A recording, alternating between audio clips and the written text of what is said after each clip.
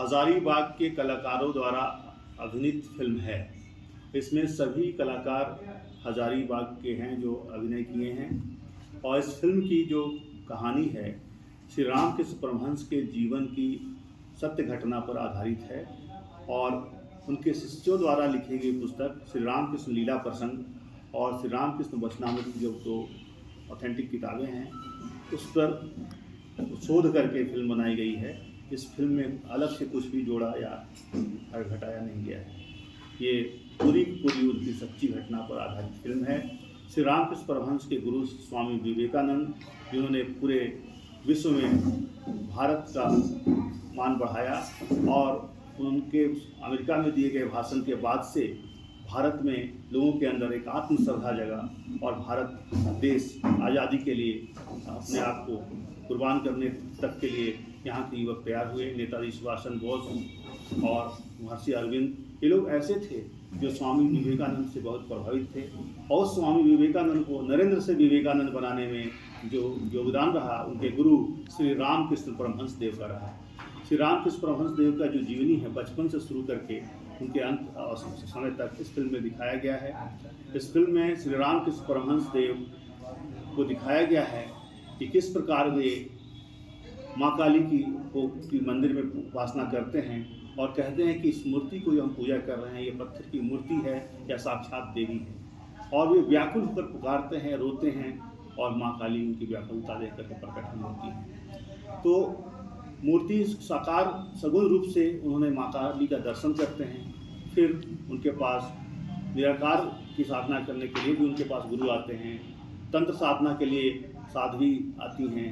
ये सभी चीज़ें जो हैं उनके जीवन में गुजरती हैं और सभी साधनाओं में जा कर के वह उच्च अवस्था को उस अद्वैत की अवस्था तक पहुँचते हैं जहाँ पर एक ही ब्रह्म की शक्ति है पूरा विश्व जगत। उसके बाद वे इस्लाम की भी साधना करते हैं, अपने एक पीर से दीक्षा लेते हैं और ईसा मसीह का भी दर्शन होता है। अंत में उन्होंने एक अवस्था में पहुंचते हैं और एक निष्कर्ष देते हैं जीवन का, जतो मत ततो पथ। जितने मत हैं उतने ही पथ हैं, सभी रास्ते अलग अलग हैं लेकिन मंजिल एक है। तो ये धर्म और धर्म के बीच का जो झगड़ा था उसको खत्म करके एक एकत्व की तरफ ले जाना, पूरी भारत का ही यह संदेश है कि पूरा विश्व एक परिवार है। वसुधैव कुटुंबकम जो भारत की संस्कृति रही है उस पर आधारित उनका संदेश है और प्रेम और सेवा के माध्यम से वह पूरे जगत को एक सूत्र में बांध देने के लिए शिक्षा देते हैं। फिल्म की शूटिंग कहाँ पे हुई है? इस फिल्म की शूटिंग हुई है हजारीबाग के छड़वा डैम और जगदीशपुर जंगल के पास जो पानी है नदी छोटा सा वहाँ पर शूटिंग हुई है। विवेकानंद ITI में ग्रीन स्क्रीन लगाकर कुछ दिन शूटिंग हुई है और नरसिंह स्थान मंदिर जो है यहाँ का उस मंदिर में ही दक्षिणेश्वर काली मंदिर का जो घटनाएं हैं उसकी शूटिंग नरसिंह स्थान मंदिर में हुआ है।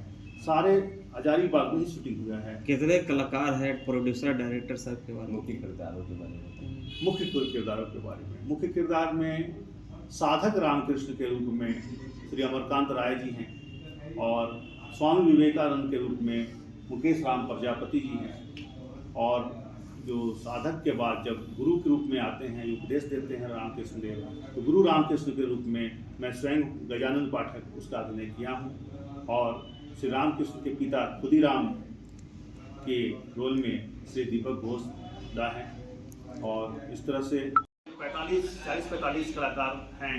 फिल्म तो पहले 1 सितंबर को रिलीज हो चुकी है। फिल्म वेब्स OTT पर जो है भारत सरकार का प्रसार भारती का जो वेब्स OTT है 1 सितंबर को रिलीज हुआ है और अब दूरदर्शन पर भी ये आने वाला है। हमारा एग्रीमेंट भारत सरकार से हो गया है।